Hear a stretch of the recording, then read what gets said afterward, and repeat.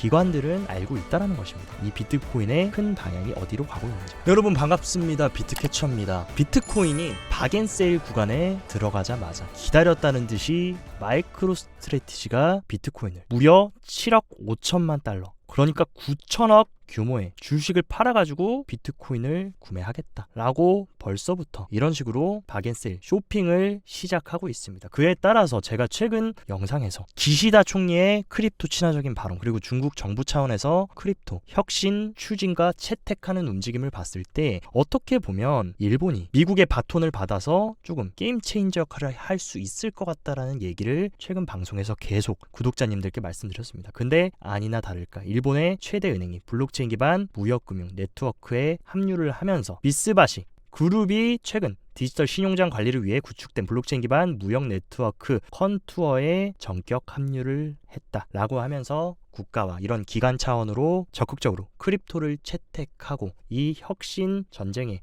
일본도 참전하려는 모습, 그에 따라서 서클 임원이 일본 정부의 웹3의 지원은 눈길이 되고 시장 진출 면밀히 검토를 해야 된다라고 하면서 일본 정부는 웹3 생태계를 적극 지원하기 위해 분주하게 움직이고 있고, 이에 서클도 일본 시장을 예의주시하고 있다. 또 굉장히 재밌는 사실, 8월 바이낸스 재팬이 출시하자마자 비트코인이 이런 식으로 저점을 찍고 강하게 말아 올려준 흐름은 제가 봤을 때 어떻게 보면 8월은 조금 단기적으로도 긍정적인 흐름이 예측이 되고 그 강세를 일본 주도로 만들어주지 않을까, 어떤 그런 인사이트로 시장을 보고 있고, 우선 비트코인에 관련해서 차트 분석 간단하게 조금 말씀드리자면 제가 노래를 불렀던 28.5K 구간까지 정확하게 휩소로 꼬리 달고 한 번에 말아 올리면서 오늘 이런 식으로 30K까지 찍고 어느 정도 물량을 소화해주고 지금 리테스트를 해주는 모습입니다. 그래서 핵심 박스권 지지이자 저항이었던 29.5K 이 구간을 오늘 일봉 종가로 잘 리테스트 마감을 해준다라고 하면 저는 추가적인 상승 가능하고, 긴 조정 이후에 의미 있는 대량 거래량과 함께 이 하락 패러럴 채널을 상단 돌파 후에 29.5K 핵심 저항까지 뚫고 상승한 만큼 저는 단기적으로 이제 새로운 단기 상승 채널을 그려주지 않을까라고 개인적으로 보고 있고, 아니나 다를까 비트코인이 반등 나오자마자 지금 또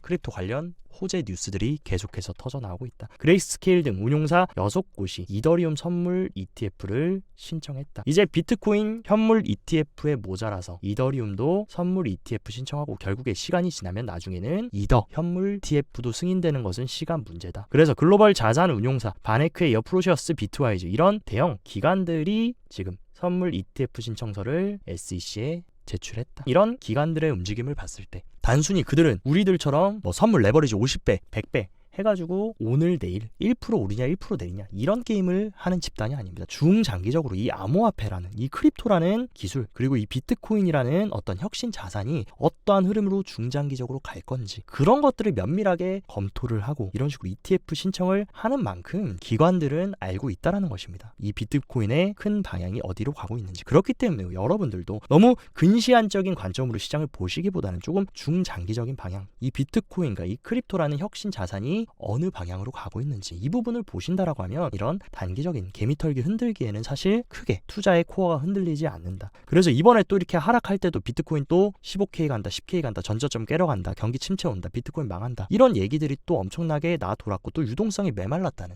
저점 신호를 알려주는 그런 뉴스 기사가 나온 지 며칠 안 돼서 세력들은 바닥에 개미 다 털고 다 말아 올려버린다. 이런 패턴을 머릿속에 그냥 생각하지 말고 외우셔가지고 개미를 털어줄 때마다 오히려 박앤세일 구간이다 라고 생각하셔서 바닥에서 추매하는 이런 습관만 가지셔도 여러분들이 억만장자는 아니더라도 크립토 투자에 실패할 가능성은 현저하게 줄어든다. 이 말씀 드리고 싶고, 현재 지금 코인베이스가 비트코인 라이트닝 네트워크를 도입 추진하겠다라고 하면서 대부분 이 비트코인이 무슨 쓸모가 있냐, 그냥 가상자산이고 아무 쓸모가 없다 라는 말에 반박할 수 있는, 정말 이 비트코인을 결제의 수단, 화폐의 수단으로 쓸 수 있는 라이트닝 네트워크를 지금 미국 1위 거래소가 도입을 한다는 거 굉장히 의미가 있고, 또 최근에 어떤 일이 있었습니까? 세계 1위 부자 머스크의 트위터가 X로 전격적으로 변경하면서 슈퍼앱을 만들 것이다 라고 하면서 결제를 도입하겠다. 거기에 어떤 게 결제 수단으로 들어갈까 라고 한다면 여러분들 잘 아시는 도지부터 비트코인 결제를 머스크는 굉장히 과거부터 꿈꿔왔기 때문에 이런 코인베이스의 움직임도 최근 머스크의 X 슈퍼앱으로 발전시킬 어떤 그런 야망과 맞물리는 부분이 있다라고 하면서 라이트닝 네트워크를 효율적으로 활용할 수 있는 방법을 찾고 있고 나는 비트코인 결제 인프라 도입에 전적으로 동의한다. 여기에 또 동의하는 인물이 누굽니까? 바로 일론 머스크다. 그렇기 때문에 지금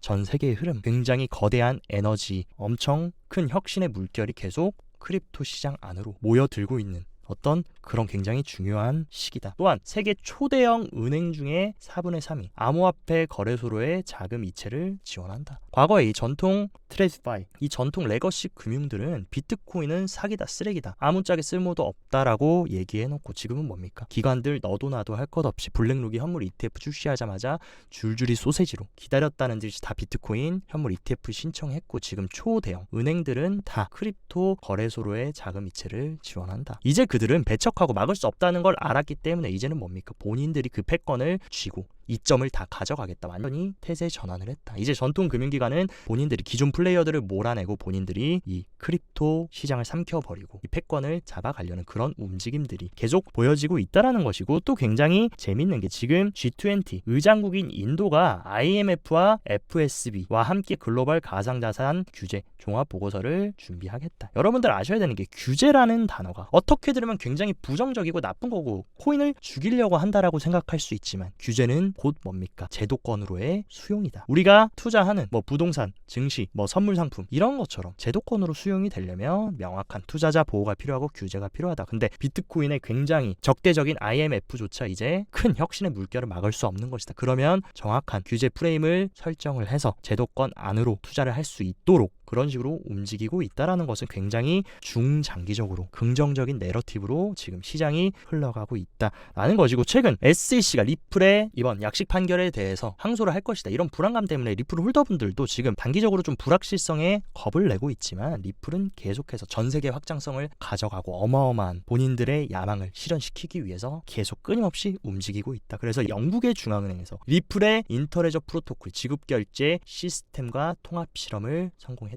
그 얘기는 뭡니까? 이런 금융의 중심지에서조차 리플이 지급결제 시스템 이런 것들을 성공적으로 마칠 정도로 리플은 안정성과 기술력이 인정을 받았다라는 것이고 또한 실제 보고서에서 리플사의 인터레저 솔루션을 영국은행이 2개의 시뮬레이션 시스템과 성공적으로 통합해 실제 운용 프로그램으로 사용할 잠재력을 입증했다. 단순히 그냥 뭐 리플을 빨고 뭐 리플을 치켜 올리는 그런 기사가 아니라 실제로 이 리플이라는 게 만약에 전 세계가 디지털 화폐 CBDC로 다 바뀌고 CBDC를 주고받을 때 그 브릿지 역할을 할 수 있는 어떤 그런 잠재력을 지금 실제로도 입증을 하고 있다. 정말 지금 실용성 있는 암호화폐 사실 몇 개 없는 거 저도 인정합니다. 근데 정말 실용성 있고 향후 미래에 굉장히 큰 역할을 할 수 있는 그런 기술을 가지고 있는 게 리플이다. 그렇기 때문에 저를 포함해서 리플 홀더인 구독자님들 리플 홀더분들도 계속 끊임없이 리플은 믿고 잘 구축해 나가면 분명히 좋은 결과 있을 것이라고 생각을 합니다. 그리고 아직까지도 뭐 비트코인은 사기다, 스캠이다 이러시는 분들은 많이 없겠지만 아직도 그런 분들이 있는데 여러분들이 아셔야 되는 굉장히 재밌는 사실, 올해 비트코인이 엄청난 변동성이 있었고 등락이 있었지만 결국에 모든 핵심 자산군을 통틀어서 올해 가장 많이 상승한 건 비트코인이었다. 뭐 나스닥이 지금 폭증했다, 엄청나게 과열 구간이다 해도 나스닥은 올해 43%밖에 못 올랐습니다. 근데 거의 비트코인은 2배 조금 안 되는 이런 수치로 상승했다라는 것은 얼마나 이 비트코인이라는 자산이 가지고 있는 회복력과 힘이 강한지 그 부분을 알 수가 있고, 더 확대해서 핵심 모든 자산군을 비교했을 때 올해 가장 많이 오른 자산도 당당하게 전체 에셋 중에 1위에 비트코인이 위치를 하고 있고, 비트코인이 2011년부터 23년까지 상승률을 측정해 본다면 나스닥 같은 경우는 고작 해봐야 690%밖에 못 올랐다. 근데 비트코인은 몇 프로 올랐냐? 거의 10년이라는 기간 동안 960만 프로가 올랐고, 연평균 수익률로 따진다라고 하면 1년에 149% 올랐다. 나스닥은 계속 여러분들이 꾸준하게 들고 있었으면 연에 17% 올랐다. 근데 비트코인은 거진 10배 수치로 올랐고, 여러분들 지금 가시면 아무리 고금리라고 하고 금리 올렸다라고 해도 정기적금 드시면 금리 몇 프로입니까? 해봐야 5%도 채 주지 않는다. 근데 비트코인은 1년 수익률, 연 수익률이 149%인 상품이다. 그것도 10년 동안 꾸준하게. 그렇다라고 하면 여러분들이 적어도 정말 불안하시다고 해도 전체 자산의 5% 10%는 비트코인에 한번 포트를 좀 담아 볼 수 있는 그 정도는 할 수 있는 용기가 생기실 것 같습니다. 그렇기 때문에 이 비트코인이 막을 수 없는 혁신의 물결이라는 것이고 굉장히 재밌는 사진을 하나 보자면 보통 하락 횡보장과 축적장은 보통 1.5년 주기로 움직인다. 근데 우리가 지금 어딥니까? 우리가 지금 2년 6개월이라는 장기 조정과 축적 시기를 지나서 우리가 지금 상승장 초입에 와 있다. 지난 사이클, 지지난 사이클도 마찬가지로 이런 조정과 축적의 사이클이 2.5년 주기로 있는데 이런 식으로 프랙탈 관점으로 봤을 때도 충분히 지금 새로운 사이클이 시작될 수 있는, 변곡이 시작될 수 있는 굉장히 중요한 위치라는 것을 보여주는 T 애널리스트의 트윗이고, 또한 우리가 가장 주목해야 되는 거, 결국 이런 비트코인 같은 자산이 상승하려면 가장 중요한 건 뭡니까? 뭐 비트코인 호재다 뭐다 다 필요 없이 시중에 유동성이 공급돼야 이런 비트코인 같은 위험 자산은 크게 상승을 할 수 있다. 근데 지금 어떤 상황입니까? 코로나가 터지고 미국 연준에서 엄청나게 돈을 찍어내면서 이 위기를 막았고, 그렇게 돈을 찍어낸 영향으로 역대급 인플레이션이 도래함과 동시에 물가가 폭등했다. 그렇다 보니까 연준이 이러면 안 되겠다 라고 하면서 다시 긴축 정책을 펼치면서 이 시중에 뿌려졌던 돈들을 엄청나게 회수하고 유동성을 완전 막아버렸다. 근데 언제부터입니까? 시장의 유동성을 보여주는 M2 통화량을 보면 올해 4월부터 이 M2 통화량이 고개를 들어주면서 지금 변곡점을 만들어주고 있다. 그 얘기는 뭡니까? 이제 해봐야 금리 인상 9월 달에 동결하느냐, 한 번 더 올리느냐. 여기서 한 번 더 올리면 거의 제가 봤을 때 금리 인상 마지노선이고, 웬만하면 동결해서 가는 시나리오로 가고 있다. 그렇다면 뭡니까? 지금까지 금리 올렸고 이제 동결하면 앞으로 내린다. 금리 내린다는 건 뭡니까? 경제 지식 없으셔도 아실 겁니다. 금리 내린다는 거. 유동성 풀고 돈 풀고 경제 지금까지 쪼이고 긴축했으니까 이제 어느 정도 숨통 풀어줄게. 근데 그런 움직임, 유동성이 다시 시장에 공급되려는 이런 움직임에 때 맞춰서 올해 4월부터 변곡을 만들어줬는데 어떤 일이 지금 일어나고 있습니다. 미국의 월가 전통기관, 이 전 세계의 금융 엘리트 글로벌 리스트들이 일제히 비트코인 현물 ETF까지 신청했다. 그들은 아는 겁니다. 올해 하반기부터 내년에 비트코인이 얼마나 성장할지 그 부분을 알기 때문에 그들은 미리 움직인 것이다. 그렇게 여러분들이 해석하면 되시고, 굉장히 재밌는 사실이 현재 지금 중국에서는 개인들의 암호화폐 투자가 불법이다. 근데 바이낸스는 중국에서 900억 달러의 거래를 창출했다. 중국 개인들은 비트코인, 크립토 거래를 중지시켰고 금지했는데 중국에서만 900억 달러의 천문학적인 거래를 창출했다라는 게 뭡니까? 중국에서 암호화폐에 대한 공식적 금지에도 불구하고 바이낸스에 엄청난 거래가 발생했고 중국에서 90만 명의 활성 사용자를 보유하고 있다. 중국은 금지하고 못하게 해도 이런데 만약에 홍콩을 필두로 정식으로 개인들 크립토 투자가 개방이 된다. 정식으로 홍콩에서 라이센스를 받은 거래소들이 하나 둘씩 나오고 이 중국에서 이 억압되어 가지고 코인 투자를 못했던 그런 개인들의 어떤 울분, 욕망이 터져 나온다라고 하면 시장에 엄청난 유동성이 중국 이 차이나 머니를 통해서 들어올 것이고, 유동성이 들어온다라는 거는 뭡니까? 결국 가격 상승과 연관이 되어 있다. 이 부분 여러분들이 투자 코어 중심에 딱 장착을 하시고 어떤 퍼드와 그런 개미털기에도 흔들리지 않는 강한 중심, 다른 분들은 몰라도 저희 캐쳐 구독자님들만큼은 중심 잘 잡고 계속해서 저와 함께 구축해 나가셨으면 좋겠습니다. 그리고 또 굉장히 재밌는 사실, 올해 5월 미국의 월가 기관들이 비트코인 현물 ETF 출시를 한 이후부터 5월 이후 비트코인 개수가 증가한